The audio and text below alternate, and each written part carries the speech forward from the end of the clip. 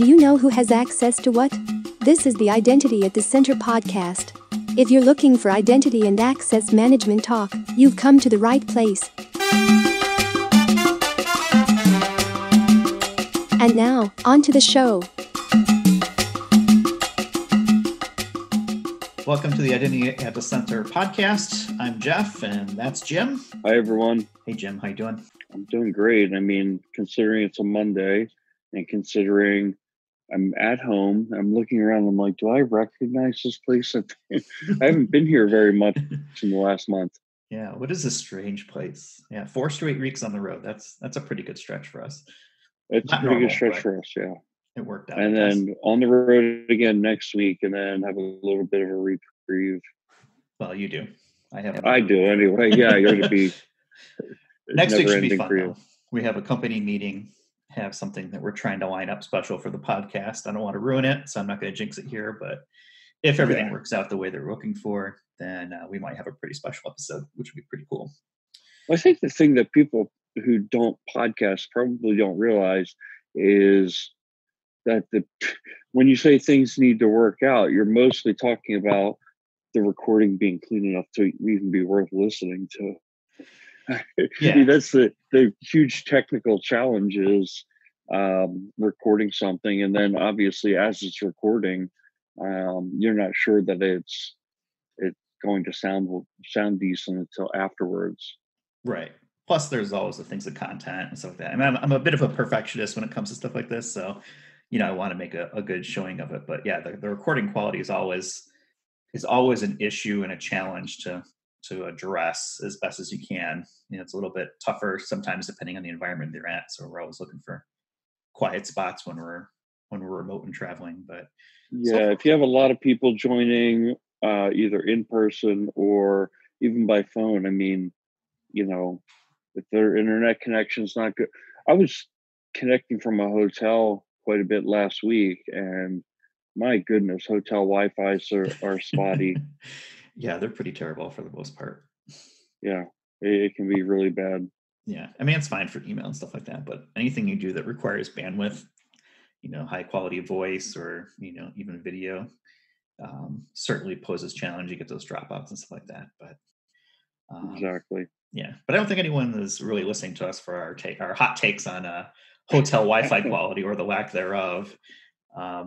What we want to talk about today is Gartner and their recently updated Identity Governance and Administration Magic Quadrant, the IGA MQ, something they put out every year, and like it or not, has become the starting and sometimes the ending point for organizations when it comes to shortlisting products in the IGA space.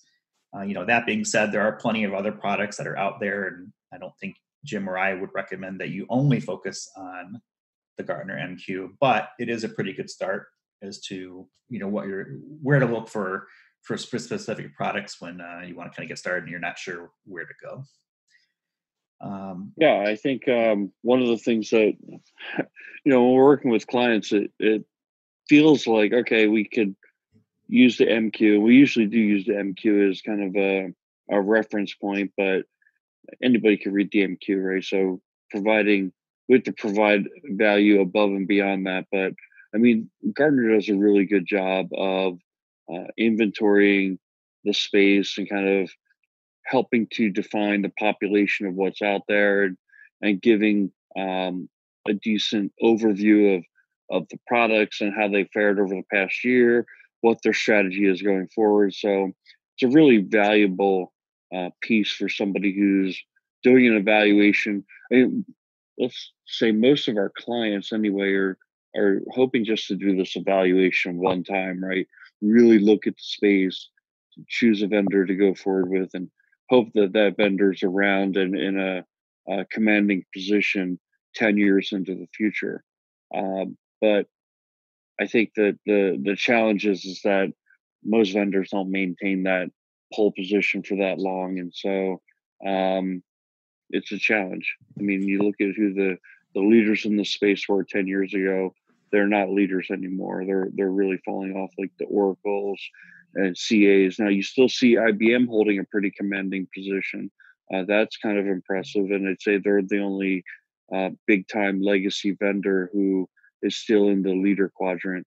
But even for the most part, when you look at IBM, the solution that it has gotten them there into that leader quadrant today is not the product that they had 10 years ago. So, but I still think if you're aligned with the right vendor, you're going to be in a much better position going forward. Yeah, and 10 years is a long time in IT speak. I mean, we've seen over the last couple of years vendors go from one quadrant to another to not even being rated. I guess let's touch on maybe some of the highlights that we've noticed as we kind of read through this.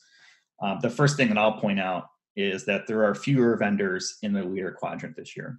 We've got SailPoint, we've got IBM, as you mentioned, we've got One Identity, Savient, and Omada, which is a newcomer to the leader quadrant. They've been kind of hanging around in the challengers and the kind of the visionaries area, but they've pulled forward into the leaders quadrant.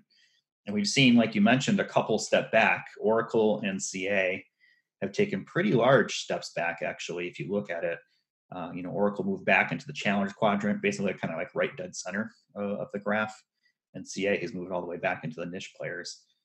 So there's definitely been a separation of traditional leaders and more separation now taking place even within the leaders quadrant.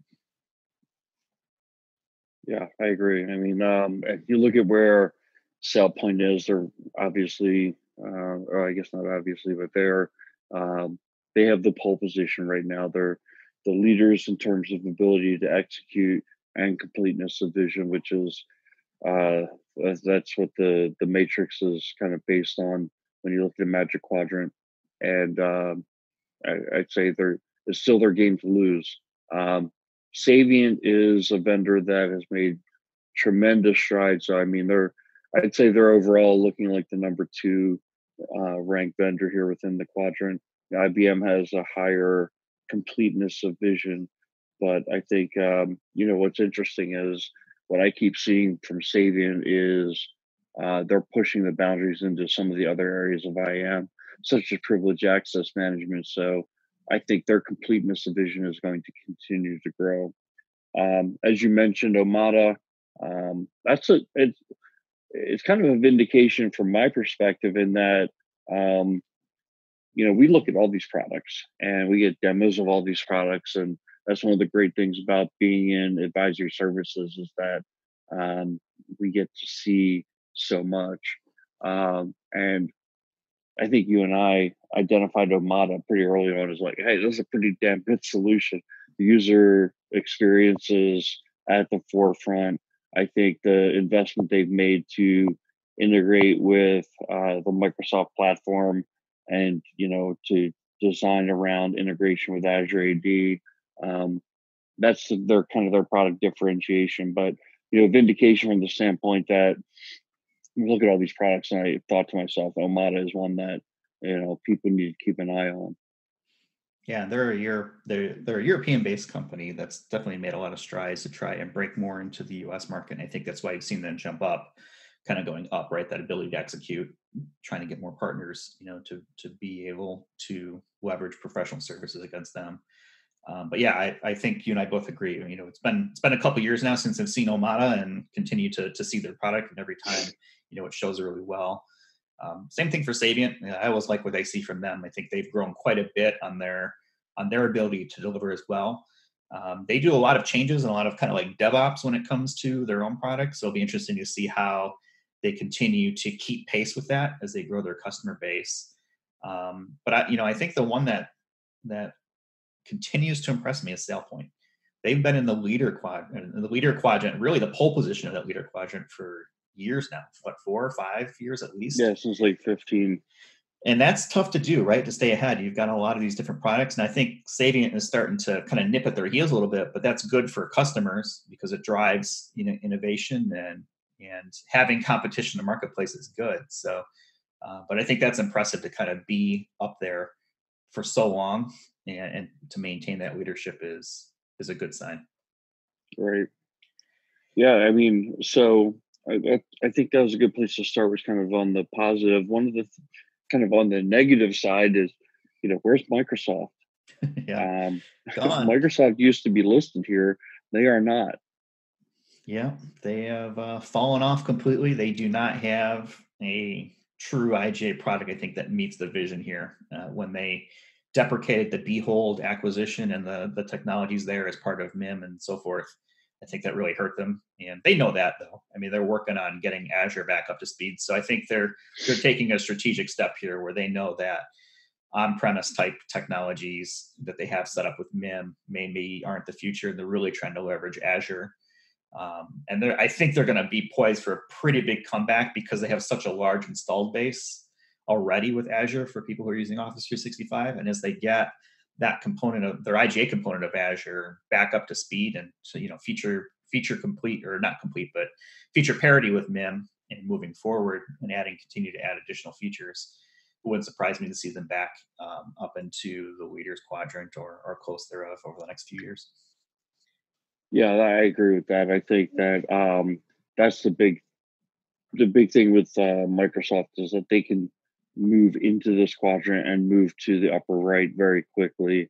We did see some previews of their IGA capabilities at the Gartner IAM Summit last December. I'm hoping that to get a refresh view of that in this December, this coming December. I've kind of seen some things. I don't want to call it a MIM roadmap because I don't think that's really what Microsoft is calling it, but kind of a vision for where MIM is heading. And, my takeaway from it was that I don't believe that Microsoft is going to heavily invest in MIM. They're not going to change the product set. They're looking at it more as like an on-premise provisioning and identity administration tool. But their focus and their investment is going to be on Azure AD capabilities. The support for MIM Service Pack 2 goes all the way out to, I think it's like 2026. So you're going to be supported for quite a while if you build your infrastructure on MIM. And the reason I think that's important is that if you've kind of built your infrastructure on MIM and you're thinking about moving into this IGA space, you probably are the type of organization that wants to know where's Microsoft heading, right? You want to at least look at Microsoft's capabilities before writing them off. And not being on the Magic Quadrant, I think, hurts them from that perspective. But I think if I was in a customer position where I was replacing a MIM infrastructure, I'd want Microsoft to come in and kind of, talk to me about where they're going with the Azure AD, IGA capabilities, and timeline roadmap. My feeling is that they're still going to be a couple years behind, the SailPoints and Savians of the world and Omada. And those guys also know they have to provide a tremendous value add on top of what Microsoft is bundling in the EMS package. Otherwise, why would anybody go out there and buy it, right? I mean, I should say, a large percentage of organizations are going out and having to buy at least some level of EMS if they're using Office 365 for email and for Office. So, why not kind of leverage a service that's kind of being thrown to them? Well, the reason to not leverage it would be if you have a lot of security features available in another package, say SailPoint, for example, that just makes it a compelling system that you need to move toward. Yeah, I think the key part of what you mentioned there is the timeline, right? When are they going to be including these kind of standardized features now at this point that make IGA what it is? If it's going to be 2-3 years, can an organization wait that long? Right? Maybe they're trying to address something from a compliance perspective or a more immediate need, and they may not be able to wait. I think it's a kind of a interesting track to follow because we saw something similar in the access management space with Microsoft being not really kind of considered a player, and now they've moved up into the leaders quadrant there after a couple of years of investment on their Azure access management side. So I have a feeling we'll see the same on the IGA side. I just wonder when it will take place and if organizations can wait that long. One thing to consider would be there is strategic guidance from Gartner, and I think this is something that we've seen as well, is that you want a clean system going into any sort of IGA implementation. So, I think this is an opportunity for vendors that have a very good access certification process that layers on top of what's already out there. Might be a way for some of these products to kind of make an inroads against, MIM and things like that, where it's like, hey, let's get SailPoint or Savient or Amada and help us out with some access reviews and access certifications to make sure the access is appropriate. And that's sort of a door that gets opened up. Say, okay, hey, you know what, we can do these other things. And then you start to look at, well, does it make sense to continue using MIM? Or do we shift over to, one of the newer products out there in that IGA space and just leverage technology that we're already using for the certification side of things? Yeah, no, I think that's a great point. Hey, Jeff, so a couple other just things that I've noticed in terms of vendors who are missing Avexa and core security. I mean, Avexa used to be right there neck and neck with SailPoint in terms of kind of 1 and 2 in the IGA space. Core security, formerly Quadrant, I mean, they've been in the identity, let's say, prior to the IGA quadrant, I think it was called IAG quadrant. So this is going back, probably a decade. These guys have been one of the main players. I know at least in one of the quadrants they were upper right. Now they had some divestiture and M&A that took place, and anyway, they're not even covered at this point. So I found that kind of interesting. Yeah, Corian is where I cut my teeth. That was the first IGA, well, probably IAG at that point, implementation that I went through, bring it into, a couple of organizations actually, but they have certainly kind of fallen off from here. I haven't really seen as much of a focus on the IGA component. Now, they're doing some other things around security and, alerting and events and stuff like that. So, as you mentioned, they went through different, acquisitions and mergers and divestitures and stuff like that. So I think they're still kind of working through that process. But yeah, a little sad to see my first one fall off the table, but that's what's going to happen. Right. Stay up with it. Well, my first 2 were Oracle and CA, and they're working their way out. But yeah, I mean, I think what it is that it just goes to show you, if you don't pick a vendor that is going to be on here, you may wind up stuck with something that you need to get off of quickly. And so what can you actually do about that? I think the only thing you can do is, one of your evaluation criteria has to be, how forward looking is this company, right? Are they just kind of, doing kind of me too and follow the leader, or are they the leader? Are they the ones who are pushing the boundary? I've noticed that out of SailPoint is that they were coming out with like a risk engine and integrating identity analytics into the access request and access certification process.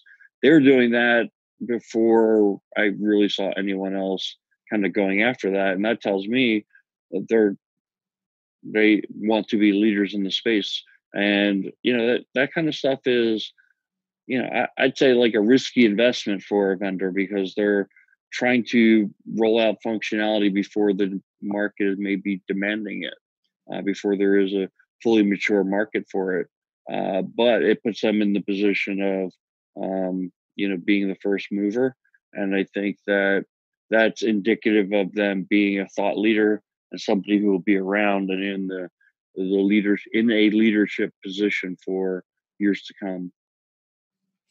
Yeah, it's an interesting question because, what happens if you pick something, let's say you pick a product that is not a leader, right? What is the risk of it falling off completely and not being able to meet strategic needs down the road? Or what is the projected path of it moving forward? I think Savient would be a good example of that, where, they weren't a leader for a few years, kind of a newer product, but their path has been up versus these other paths like Oracle and CA and Microsoft and Core, who have continued to trend down and even off in some cases. It's an interesting thing because a lot of times these products are very sticky, and you end up getting something and you hope it's great and you hope it's there for 10 years or longer, but that may not be the case. Things change, et cetera. And a lot of times that's that's a definer when it comes to a program success or not. If the technology is continuing to keep pace with the program needs for the organization. So what do you do when when you've got a product that is good now, but let's say in 5 years isn't, meeting your needs anymore? Making that shift out of a product is sometimes a nuclear option. And I think a lot of people kind of recognize that, and they end up sticking with something longer, hoping it makes a rebound. Or at some point, they kind of bite the bullet and decide, okay, now it's time to make a change. And then another vendor kind of swoops in and, tries to take the business. Right. And I think a lot of times that decision comes down to like how quickly a company will move on that is how happy they were with the solution. So if they had it rolled out, they're very happy, then it's like, well, they're still alive and they're still offering support and we're happy. Yeah. But if you were never that happy with it in the first place, then it kind of expedites the decision. Yeah. Just as you were talking, though, I was thinking of a couple of things. So you mentioned Savient. They started outside the leader quadrant. They've been in the leader quadrant for a while, and when they were outside the leader quadrant, they were up and coming, and they were the company that was going to be there.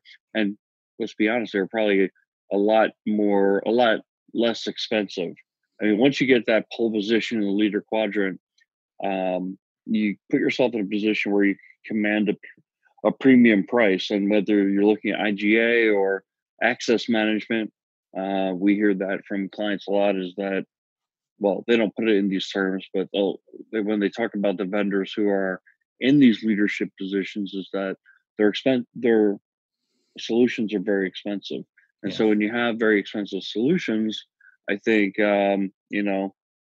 obviously you're paying for the success that has already been there and projected future success. But if you can get in on one of these non-leaders who are going to move in to the leadership position, then I think you can lock in a better price. So Jeff, I'm going to challenge you and say, look at the quadrant and who do you think, if you were a betting man, you can't pick SailPoint.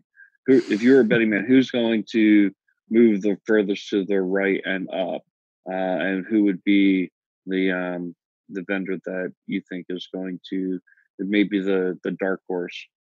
A dark horse. So obviously not SailPoint. Can we consider Savient? I'm sorry, SailPoint. Is Savient a dark horse at this point? Because I think they continue to grow. But I like what I'm seeing from them. I think you could look at Savient as a dark horse. I mean, it's a safe bet. I'm not going to give you too much credit for that, but honestly, I was going to go with Omada just because I like what I've seen, and I think that there's still quite a distance between Omada and SailPoint. And I'm not saying they're going to catch them, but I think Omada gives you the opportunity to kind of still get in early. Mm-hmm. I think obviously they have a visibility problem. I don't think people really know about Omada. I think they're trying to make strides again in the U.S. market, but when you mention Omada to someone, everyone's familiar with SailPoint. People are starting to become familiar with Savient and other kind of legacy big vendors, but no one really knows, in the U.S. at least, what Omada is and what it does. I think that's the challenge that they face: is can they get into more people's faces and at least get into the demo kind of cycle of a company, right? Most companies are going to take a look at 1, 2, maybe 3 products and then kind of go from there. If they're able to make that short list, I think they're going to have a much better time. I do like what I see from them. But I think so you put me on a spot, and I remember I put you on a spot several episodes ago, and you gave me a cheesy answer. So I'm going to give you a cheesy answer right back. I think you're going to continue to see SailPoint and Savient stretch leads. And I think you're going to see just further differentiation between SailPoint, Savient, and maybe Omada and IBM. I think IBM will be an interesting one because I don't think people truly kind of look at them as, hey, we're going to put something brand new in. And they have a lot of different products that kind of cobble together to create their IGA solution. So I think they'll just kind of continue to hang around, very similar to kind of like what Oracle has done for years, where they have a lot of features, but it may be a little bit more difficult to implement. But my cheese answer will be that I think you just continue to see the separation of SailPoint and Savient, and I think maybe some other ones will kind of come up a little bit forward, and you'll see the bottom left start to move even further down and away. Is there anyone on the quadrant anyone missing from the quadrant that you think next quadrant or a couple quadrants out is making some noise? I mean, there's always blockchain. We don't see a blockchain vendor around here. Probably too soon for that. I mean, I think there's some other ones that have gotten some honorable mentions, things that we've seen in the past, like Tubora, things like that. I don't know if there's anything that's truly kind of jumped out yet. I think maybe when we get to Gartner, maybe we'll see some new products there if they have, a booth. But I think it takes a lot to break into this quadrant.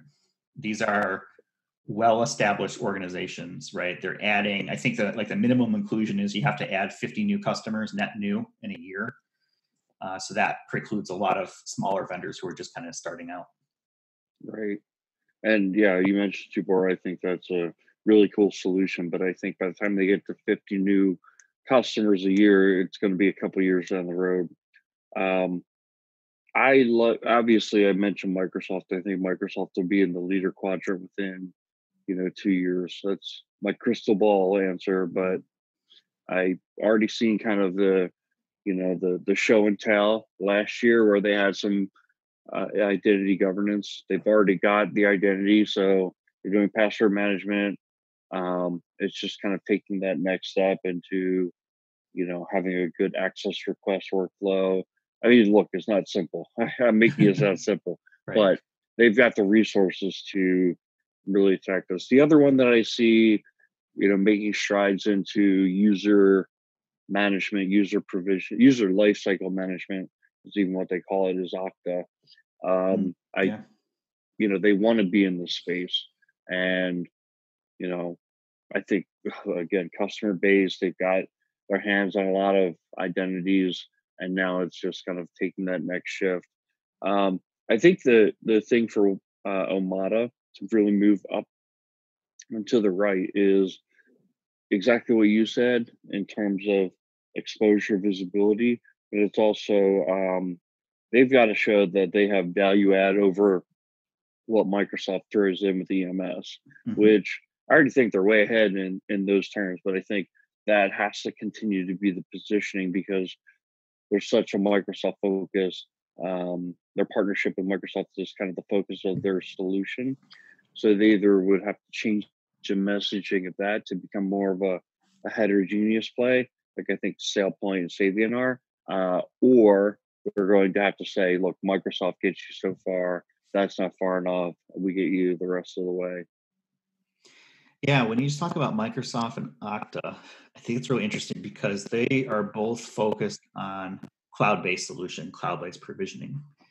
And as organizations shift away from those on-premise applications, right, I think that becomes kind of the doorway to having more cloud provisioning. So I don't see, in the short term, Okta being able to do an on-premise SAP integration as well as, the leaders right now that are out there. But once if they have start moving away from cloud mainframes, into cloud-based solutions, those sorts of things, I think that really is going to be the kind of the door to let cloud IGA really kind of take off. Yeah, and I think that there's probably going to be a shift in the provisioning space. I mean, again, crystal ball here is when I remember the web access management space 10 years ago, the big focus was what agents do you have? So do you have a Lotus Domino agent, a Java server agent, an IS agent, all these things that you could integrate your web apps back to the mothership. And then along come Okta, Ping, and all the web SSO providers, and they're saying integrate with SAML. And now it's integrate with OpenID Connect. And so it's a shift toward open standards. And, I could see provisioning moving toward open standards too. I mean, a lot of the connectors you're going to find with even SailPoint, Savient, and the other top vendors are going to be RDBMS connectors, so relational database, or a flat file connector, or an LDAP connector. But then they'll also have SAP connector, or like Oracle Apps connector, or an Epic connector in healthcare. I don't see Okta really moving in that proprietary connector space, but more saying we have open source connector. If you want to use our system to provision, again, this is crystal ball. This isn't, I don't have a vision to the company strategy here, but if I was the integration approach I would favor would be a REST connector, relational database, LDAP, have kind of open standard based connectors or well established standards, not proprietary connectors for applications, which limits you somewhat. But again, I think what happens is that kind of puts the onus back on the applications to come halfway and meet you halfway, and that's really what happened with SAML. I mean, I remember in my early days in access management, it was like we wanted all these connectors because we didn't want the have to force the applications to change. And what happened with SAML and organizations standing up single sign-on systems is that they said this is what we support, and you need to change your application to integrate if you don't currently support SAML. And a lot of there are a lot of solutions out there that help them SAML enable their applications. But it wasn't just that you guys don't have to change. We're going to give you an easy button to integrate with our solution. It was, this is our standard, and you're going to have to find a way to you're going to have to change your application. Yeah, that's an interesting point. What drives inclusion of standards into applications? If I'm building a new app today, I want to build it on standards, OAuth, SAML, SCIM, right? Those types of things, and make my app very extensible, have APIs, not just have APIs, but have, well-documented APIs. I think that's something that sets Okta apart from a lot of different vendors is they have a really good developer portal, right? Where there's a lot of documentation, and a lot of stuff that is done with them is API driven and can be API driven. So I think that's important from an application standpoint as you start to look at the IGA vendors. At what point does it matter for custom connectors or client server connectors, things like Epic and the ones that you mentioned? Are people going to care? Does it make sense to buy a product that is still looking at kind of legacy connections? And if it, who cares? Focus on the other things, work on things that are standards based, and the things that are not standards based, you figure out whether or not it makes sense to include as part of IGA or not. Exactly. One of the last things that I wanted to talk about was within this report, Gartner kind of kicked it off by saying, different strategic planning assumptions, and that there's a big focus on analytics and machine learning and artificial intelligence.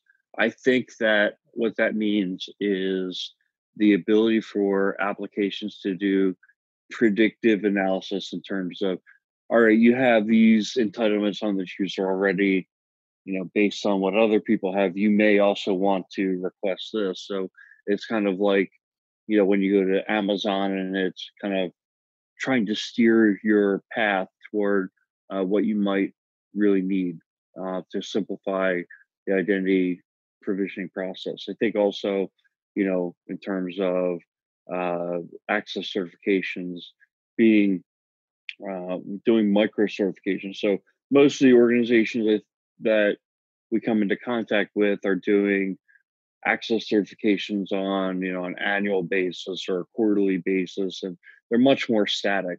But I think there's a shift, and we've been talking about it for a long time. Like, this is great functionality if you can have it, which is, hey, based on an event, I just locked out my password and unlocked it.